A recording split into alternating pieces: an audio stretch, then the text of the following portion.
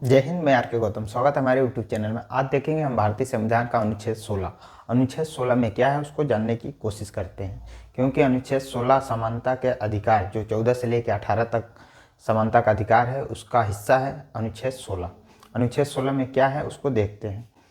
अनुच्छेद 16 में लोक नियोजन के विषय में अवसर की समानता। लोक नियोजन मतलब सरकारी नौकरी, ठीक है। जो सरकारी नौकरी गवर्नमेंट या राज्य निकालेगी उसमें सबको समानता का अधिकार मिलेगा, सबको समान अधिकार मिलेगा। वो अनुच्छेद 16 में बताया गया है। इसमें 6 बिंदु है, इसको देखते हैं और आगे समझते हैं। समान अवसर मतलब कि जो भी गवर्नमेंट नौकरी निकालेगी उसमें सभी व्यक्तियों को अवसर मिलेगा, जैसे कि जाति के नाम पे, धर्म के नाम पे, जन्म स्थान के नाम पे, मूल वंश के नाम पे उसे वंचित नहीं किया जाएगा, ठीक है। किसी भी जाति, किसी धर्म जाति विशेष का कोई भी व्यक्ति होगा या कहीं भी उसका घर हो भारत में किसी भी कोने में, उसे जो है कि नौकरी का अवसर प्राप्त होगा, समान अवसर प्राप्त होगा, एक नंबर में। दूसरे में भेदभाव। भेदभाव से नौकरी नहीं दी जाएगी, या कोई भी महिला योग्य है उस नौकरी के लिए तो उसे नौकरी जरूर मिलेगी। ये नहीं कि ये कहा जाएगा कि यहाँ पे पुरुष लिया जाएगा महिला को नहीं लिया जाएगा, ऐसा नियम नहीं संविधान अधिकार देता है, ठीक है, किसी भी व्यक्ति को, ठीक है। अगर महिला योग्य है उस नौकरी के लिए तो उसे नौकरी मिलेगी, पुरुष योग्य है तो उसे नौकरी मिलेगी, ठीक है। ये नहीं कि महिला और पुरुष दो हैं तो महिला को हटा देंगे अब पुरुष को ले लेंगे, ऐसा नहीं करेंगे। या इस जाति का है तो उस जाति का लेंगे, इस जाति का नहीं, ऐसा नहीं कर सकते। दूसरे नंबर में है, ठीक है। भेदभाव पर रोका जाएगा, ठीक है। किसी भी व्यक्ति को जातिगत भेदभाव पे नहीं रोका जा सकता। पुरुष लिंग के आधार पे भी नहीं रोका जाएगा कि आप इस महिला हैं पुरुष हैं, ठीक है, नौकरी मिलेगी। दूसरा नंबर निवास के शर्त पे।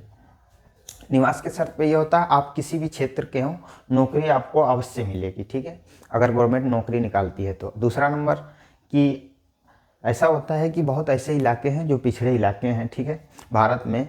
जैसे उड़ीसा का कुछ क्षेत्र है, कुछ छत्तीसगढ़ में ऐसे क्षेत्र हैं, या साउथ में मान लें तो हम बहुत ऐसे क्षेत्र हैं। अगर गवर्नमेंट चाहती है तो उन्हें कुछ सुविधा, कुछ कानून बना के उन्हें नौकरी दे सकती है, विशेष अधिकार, जिसमें मतलब रिजर्वेशन दे दे या चाहे किसी भी तौर तरीका से उसे छूट दे दे, हाइट में छूट दे। आर्मी की अगर भर्ती चल रही है तो उसमें छूट दे दे, थोड़े हाइट में कम हो तो लिया जा सके, या आरक्षण के तौर पे छूट दे दे, ले सकते हैं। लेकिन ये कहे कि आप उस क्षेत्र के हो तो नौकरी नहीं मिलेगी, ऐसा गलत है, जो अनुच्छेद 16 का उल्लंघन माना जाएगा, ठीक है। नौकरी मिलेगी आप भारत के किसी भी राज्य क्षेत्र से कहीं से भी बिलोंग करते हो। चौथा नंबर पिछड़े वर्गों के लिए आरक्षण, ठीक है। SC ST OBC के लिए गवर्नमेंट आरक्षण की व्यवस्था कर सकती है। जो समाज पीछे रह गया उनको आरक्षण दे के आगे लाने की व्यवस्था करेगी गवर्नमेंट, या अधिकार है, ठीक है।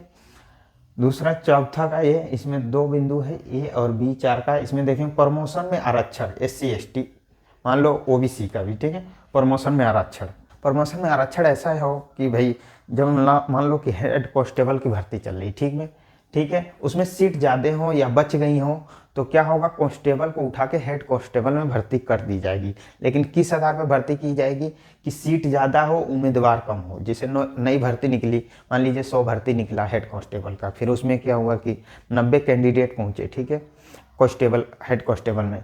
तो गवर्नमेंट अगर ऐसी चाहती है कि आरक्षण में प्रमोशन दे सकती है, प्रमोशन में आरक्षण दे सकती है, जैसे कि करेगी 10 कहीं से भी कांस्टेबल को पकड़े जो SC ST के हैं और उनको हेड कांस्टेबल बना सकती है। गवर्नमेंट के पास ये अधिकार है, ठीक है।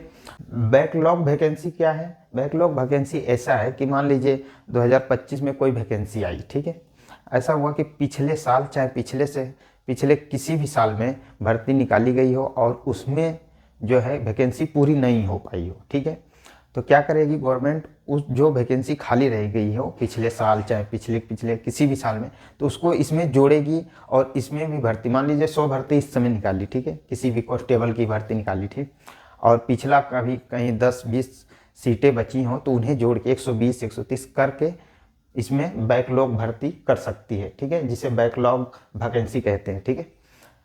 पांचवा स्थान धार्मिक संस्थाओं में छूट, ठीक है।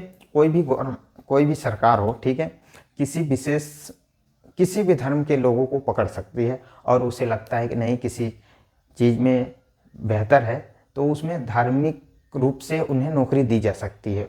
गवर्नमेंट नौकरी दे सकती है, चाहे वो कोई भी हो सकता है, मंदिर का पुजारी हो सकता है, मस्जिद का मौलवी हो सकता है, गुरुद्वारे का जो हेड होता है उन्हें दे सकती है नौकरी। ठीक है, अनुच्छेद 16 का जो 5वां बिंदु है उसमें दिया गया है, गवर्नमेंट ऐसा कर सकती है। समान इसे यहाँ से लेके निवास के शर्त से यहाँ तक ये अनुच्छेद 16 का उल्लंघन नहीं है, ये समाज को बेहतर बनाने के लिए आरक्षण दिया जाता है या कुछ छूट दी जाती है। ठीक है, और 6 नंबर आर्थिक रूप से कमजोर वर्ग, EWS SC ST OBC से अलग है। ठीक है, जो 4 नंबर है पिछड़े वर्ग के लिए SC ST ये तो दिया जाएगा, मगर EWS में कोई भी आ सकता है, चाहे वो जनरल कास्ट का हो, मुस्लिम भी हो, सिख हो, ईसाई हो, कोई भी आ सकता है EWS में। जो है कि इसमें जो पिछड़ा वर्ग है, अंततः पिछड़ा वर्ग है, किसी भी राज्य का हो सकता है, कोई पिछड़ा इलाका है, वहाँ से लोगों को भर्ती की जा सकती है। ठीक है, जो 16 नंबर का जो छठा बिंदु है, इसमें आर्थिक रूप से कमजोर किसी भी वर्ग को लिया जा सकता है। ठीक है, यह SC ST OBC का जो आरक्षण है उससे अलग है। ठीक है, ये रहा अनुच्छेद 16। अगर वीडियो पसंद आया है तो लाइक करें, शेयर करें, सब्सक्राइब जरूर करें। धन्यवाद। अगले वीडियो में हम मिलेंगे अनुच्छेद 17 के साथ।